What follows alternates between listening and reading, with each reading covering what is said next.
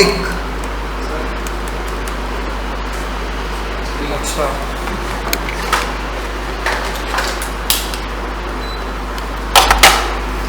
तो issue of shares to public करने के लिए सबसे पहली स्टेप होती है प्रोस्पेक्टस इशू करना।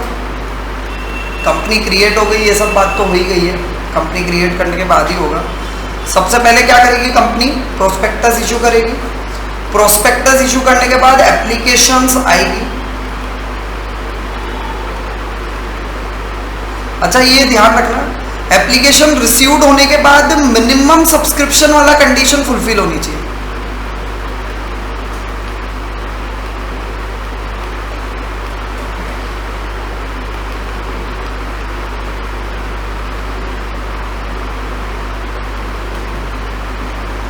Must be fulfilled. Minimum subscription कितना है? 90% of shares offered for subscription. Minimum subscription condition क्या है भैया? कि जो भी एप्लीकेशन ऑफर किया हमने उसकी 90% शेयर्स की एप्लीकेशन आनी चाहिए।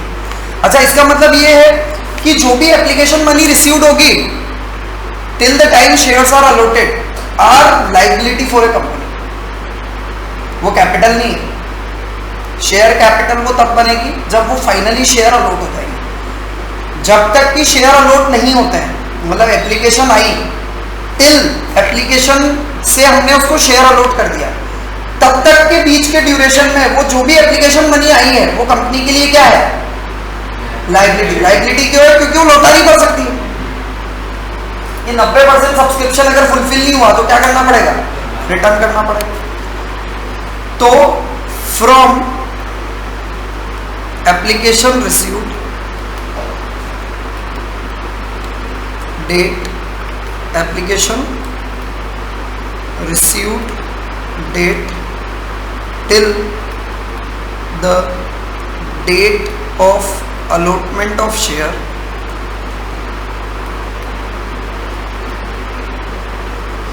application money received, application money received is a liability for company. Company के लिए क्या होगी? समझ में आ रहा है? अच्छा, जब किसी से कोई चीज हमारे लिए लायबिलिटी होती है तो उसे क्रेडिट करते हैं या डेबिट? लायबिलिटी का बैलेंस कौन सा होता है, क्रेडिट या डेबिट? डेबिट होता है। लायबिलिटी अपने पास है, लायबिलिटी बढ़ रही है ना। हाँ, तो क्रेडिट होगी ना। तो एप्लीकेशन मनी जब आएगी ना तब हम उससे क्या कर देंगे? Application account, share application account credit. अब देखो बेटा, इश्यू ऑफ शेयर्स दो टाइप से हो सकता है। मान लो कंपनी ने नॉमिनल वैल्यू ऑफ शेयर 100 रुपए रखी, तो 100 फर्स्ट टाइम अगर फ्रेश इशू है, पहली नई कंपनी है, तो 100 रुपए पे भी इशू हो सकता है और 100 रुपए से ज्यादा पे भी इशू हो सकता है। नॉमिनल वैल्यू वही 100 है, लेकिन मान लो कोई पुरानी कंपनी है तो वो क्या 100 रुपए का शेयर 100 रुपए में ही बेच देगी। नॉमिनल वैल्यू 100 है, मार्केट वैल्यू पे बेचेगी। और मार्केट वैल्यू जैसे कल हमने कैंपस शूज का वो देखा, 5 रुपए की नॉमिनल वैल्यू थी, लेकिन इश्यू प्राइस क्या थी? 272 से 293, 292 या 93 जो भी था। तो फेस वैल्यू कितनी थी? 5 रुपए, लेकिन इश्यू प्राइस कितनी थी? 272 से 292। आ रहा है समझ में? तो कंपनी शेयर्स को नॉमिनल वैल्यू के इक्वल प्राइस पे भी इशू कर सकती है और नॉमिनल वैल्यू से हायर प्राइस पे भी कर सकते हैं। अच्छा, डिस्काउंटिंग पे नहीं कर पाई तो shares can be issued at par. Par मतलब when the issue price is equal to nominal value, share issued at par. तो अब हम बात करते हैं इश्यू ऑफ शेयर्स की। Issue of shares first at par भी हो सकता है और एट प्रीमियम भी हो सकता है। एट पार क्या है? When issue price equals to face value, या फिर जिसे हम नॉमिनल वैल्यू भी बोलते हैं, जिसे हम क्या बोलते हैं, जब इश्यू प्राइस किसके इक्वल है, फेस वैल्यू के इक्वल है, तो उसे बोलते हैं एट पार। मतलब कंपनी जो शेयर इशू कर रही है उसकी प्राइस जो है that is equal to face value of share, तो उसे बोलते हैं शेयर इशू एट पार। लेकिन जहां issue price is greater then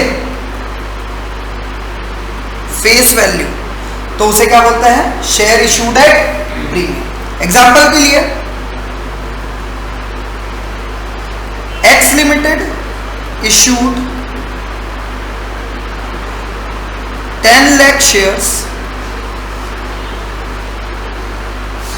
of ₹10 each। ये 10 क्या है, 4 रुपीज, या फिर 4 रुपीज नहीं लिख के डायरेक्ट एट पार भी लिख सकते हैं। एट एक्स लिमिटेड ने 1 लाख शेयर्स 10 रुपए वाले फेस वैल्यू के एट पार इशू कर दिए। मीन्स 10 रुपए का शेयर ही कितने रुपए में इशू कर दिया। Is that clear? Okay. Second, x limited issued 1 lakh shares of ₹10 each at a premium of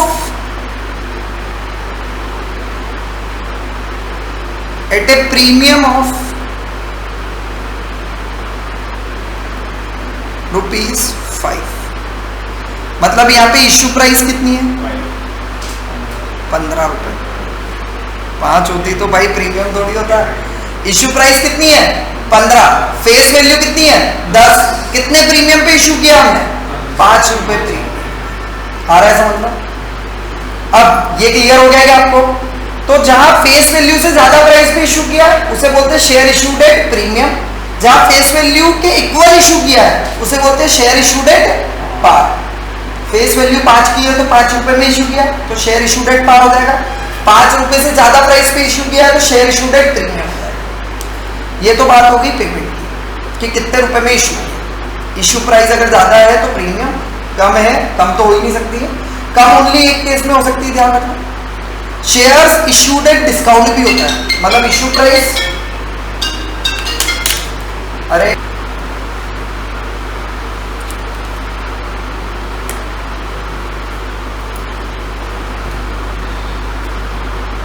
with your name भेजना।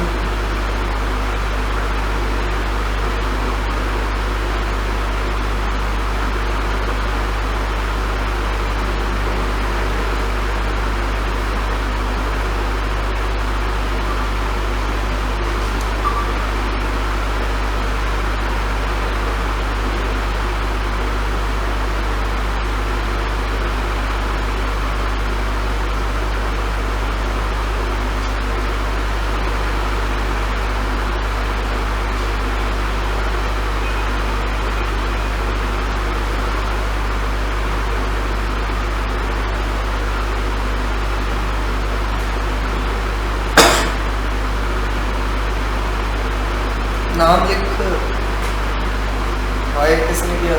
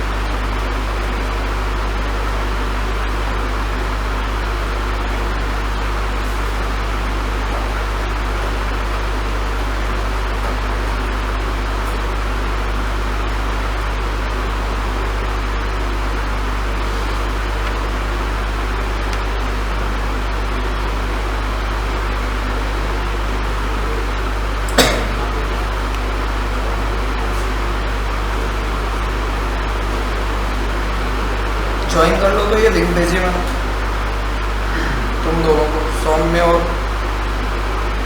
एक और आदित्य, देख ज्वाइन कर।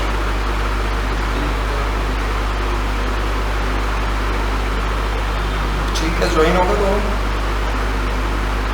तुम्हारा नाम ही है, सेव तो कर दिया, आई भी है। ठीक है, इस ग्रुप में मैं साइन कर दूँगा।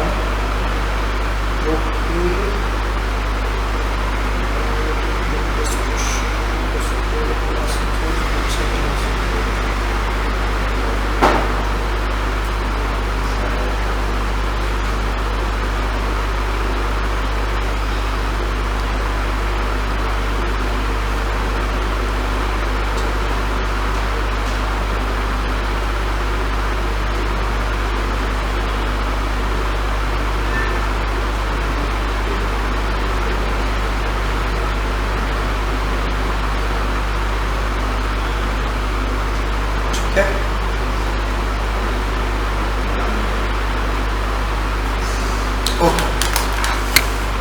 तो भैया अकाउंटिंग ट्रीटमेंट की अगर हम बात करें तो सबसे पहले हम बात करते हैं issue of shares at par and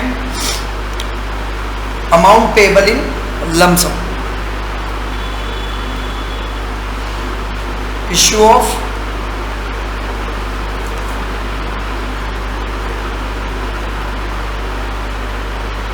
shares at par and amount payable in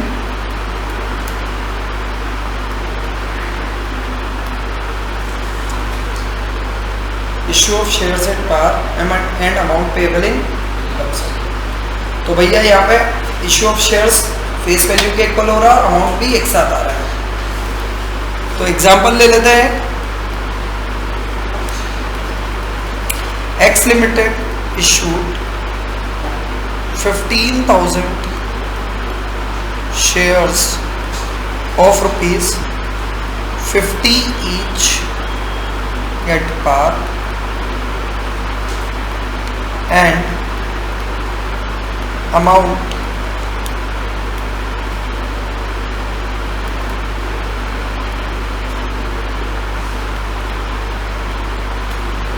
is payable in lump sum। तो यहाँ पे क्या हो रहा है, एक्स लिमिटेड ने 15,000 शेयर 50 रुपए वाले इशू किए और सारा पैसा एप्लीकेशन के साथ मंगवा लिया। तो जर्नल एंट्री कैसे होगी,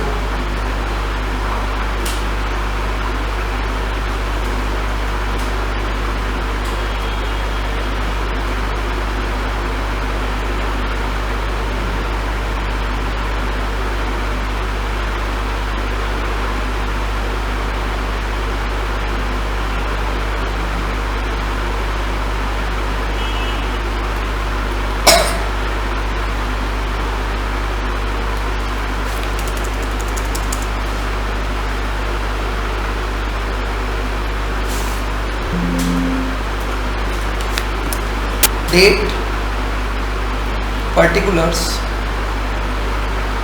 laser folio, debit and credit. तो भैया डेट अगर गिवन है तो डालनी है, अदरवाइज डेट डालनी नहीं है। लेजर फोलियो जनरली ब्लैंक ही रहता है।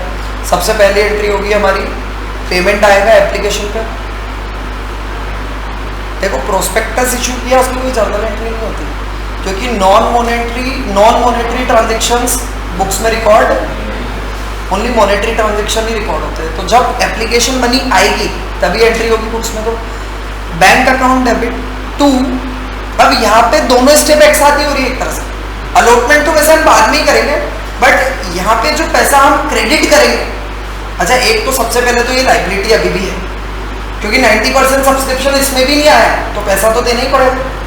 तो इसलिए पहली एंट्री डायरेक्ट शेयर कैपिटल में ही डालना है, डायरेक्ट ऐसे नहीं करना bank account debit to share capital, क्योंकि शेयर कैपिटल तो वो तब बनेगा जब फाइनली शेयर अलॉट हो।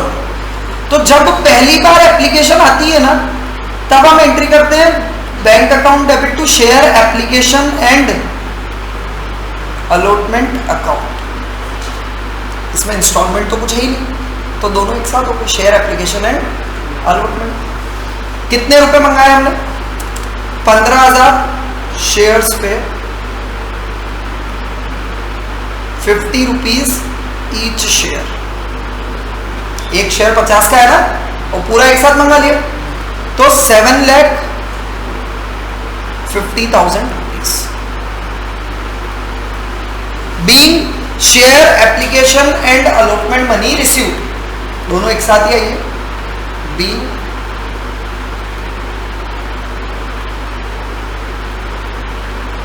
एप्लीकेशन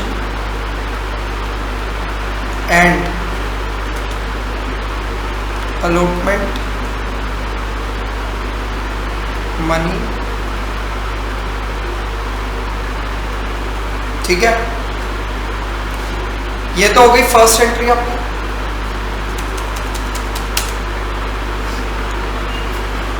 सेकेंड एंट्री, फाइनली जब 90% से ज्यादा सब्सक्रिप्शन हो जाता है या 100% हो जाता है, देखो या तो दो बातें होगी, या तो 90% होगा या 90% से ऊपर होगा। कम होगा तो रिफंड करना है, और ज्यादा हो गया तो भी एक्सेस वाला पार्ट रिफंड करना है। जो भी होगा, रिफंड की एंट्री रिवर्स हो जाएगी। In case of refund of application money, अगर आप रिफंड ऑफ एप्लीकेशन मनी कर रहे हो, ठीक है, तो एंट्री क्या करोगे? Share application and allotment account debit to, जब आया था तो क्रेडिट किया था, बैंक को डेबिट किया था, अब रिवर्स कर दो। जो भी अमाउंट रिफंड कर रहे हैं, अभी हमारा नहीं कर रहे हैं, हम यहां पे लिख रहे हैं केस 1। अब देखो यहां पे केस बना देता हूं मैं। फर्स्ट,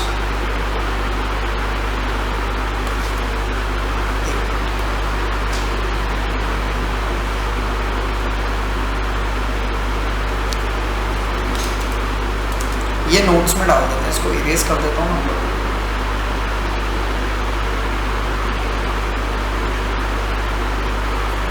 अगर रिफंड करते हो तो ये जस्ट मैंने बता दिया आपको। Case A, issue was fully subscribed. Issue was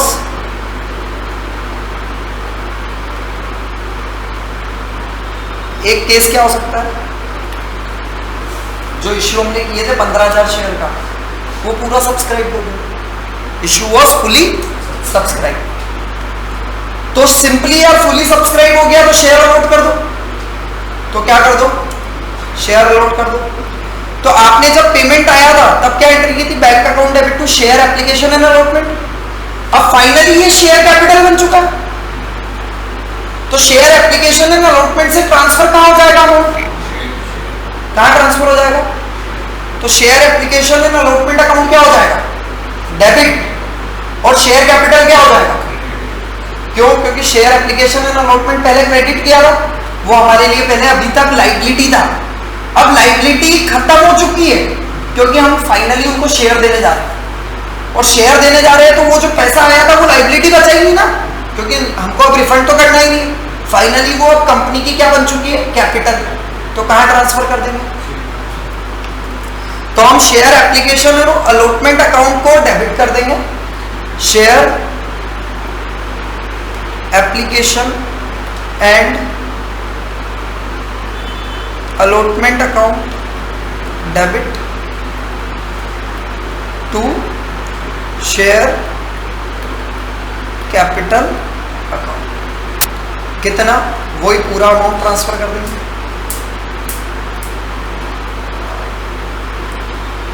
अब यहाँ पे ना मैंने एक गड़बड़ कर दी है। केस फर्स्ट यहीं से स्टार्ट करना था, इशू वॉज फुली सब्सक्राइब्ड यहीं से स्टार्ट होगा, है ना। तो मैं ऊपर डाल देता हूँ इस केस को, क्योंकि पेमेंट तो पहले आया है ना। तो ये जो केस है इसको हम यहाँ से रफ कर देते हैं। ये केस 1 की ही दोनों एंट्री है, केस 2 तो अलग बनेगा, ठीक है। तो फर्स्ट केस था हमारा case A, when issue was fully subscribed. Payment की एंट्री तो पहले होगी ना, इश्यू पूरा सब्सक्राइब हो गया तो पहली एंट्री हमने कर दी bank account debit to share application and allotment, 15,000 share 50 रुपए आ गए और उनको शेयर अलॉट कर दिया, being shares allotted, being shares allotted.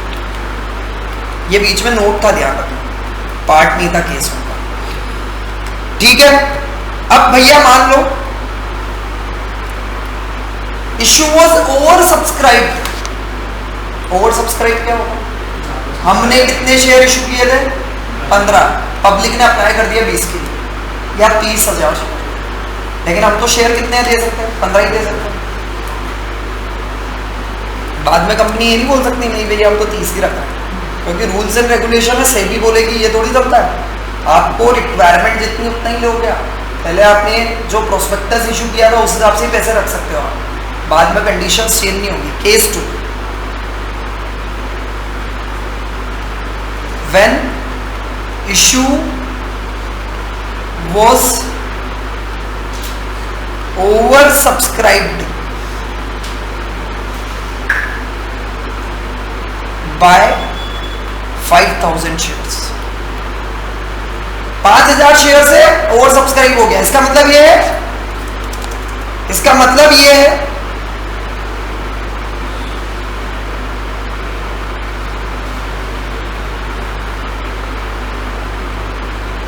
it means that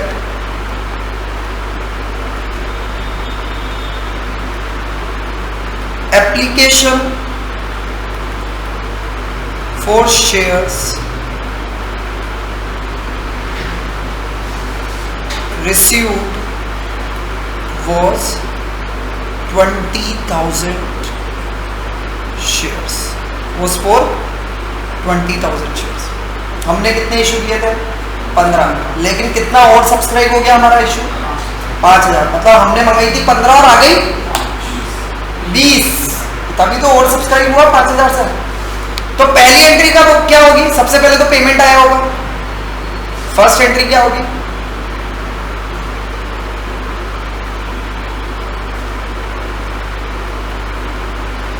first entry होगी bank account to share application and 20,000 shares पे 50 रुपए, ठीक है। 20,000 शेयर्स पे कितने रुपए है, कितने रुपए होंगे 10 लाख,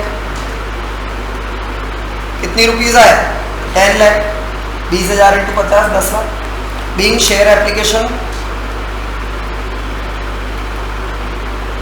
बीइंग एप्लीकेशन मनी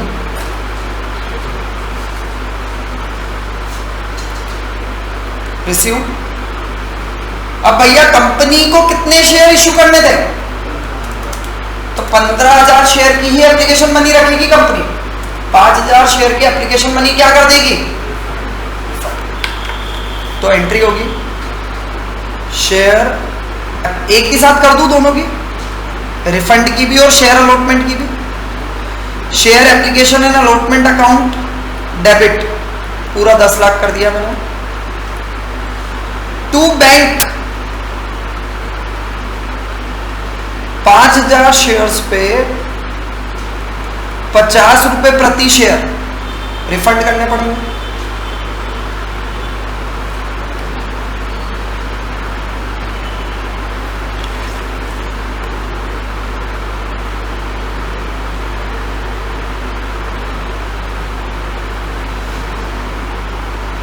पांच 5,000 एप्लीकेशन ज्यादा आई थी तो 2.5 लाख रुपए कंपनी ने क्या कर दिया, और बचे हुए 15,000 शेयर्स पे शेयर इशू कर दिए टू शेयर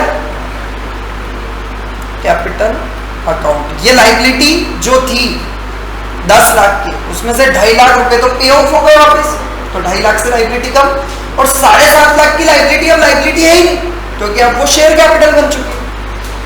समझ में आ रहा है क्या? बी,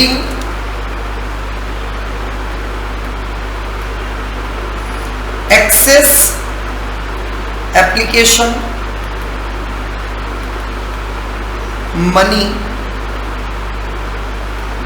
refunded and shares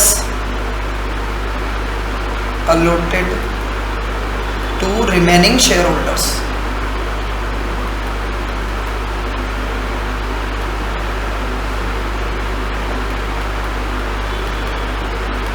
समझ में आ रहा है ना? अब अंडर सब्सक्रिप्शन भी आ सकता है।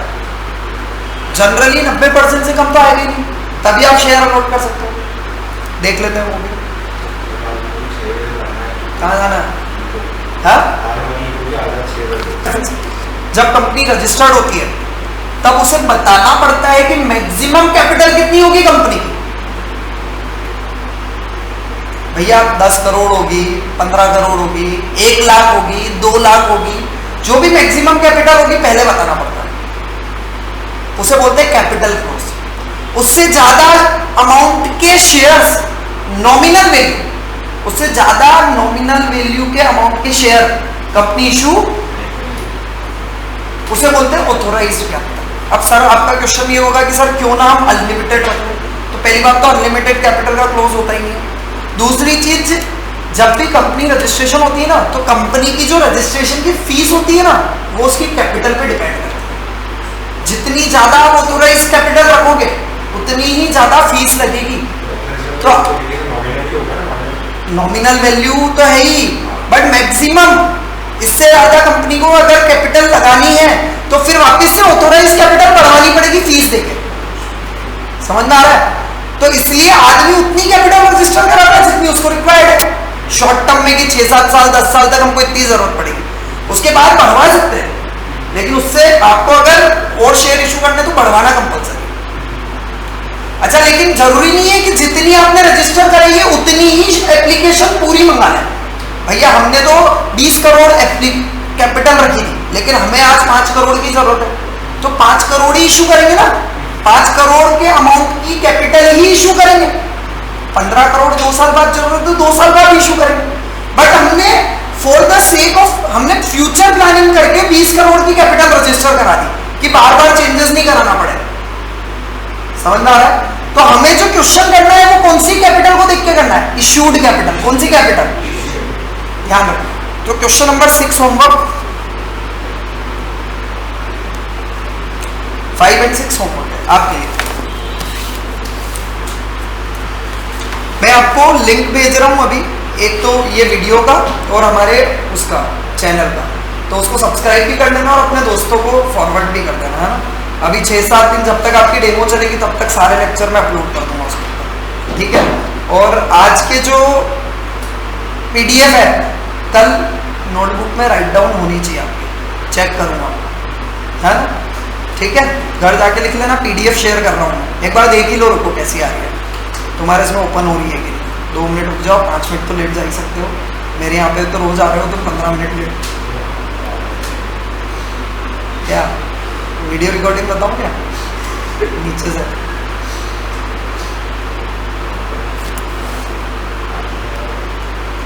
सब लग गया बेटा, उस कॉर्नर तक आती पूरी रिकॉर्डिंग, वहां से भी कुछ करके जाओगे तो दिख जाओगे। मेरी गाड़ी एक बार ठोक गया था एक आदमी, 21,000 रुपये ले लिया उससे। वहां पड़ी हुई थी कॉर्नर पे, उधर आगे ATM के वहां, ATM से भी और पहले, मतलब उसकी इतनी क्लियरिटी है कि वो देख लिया उसने कौन था।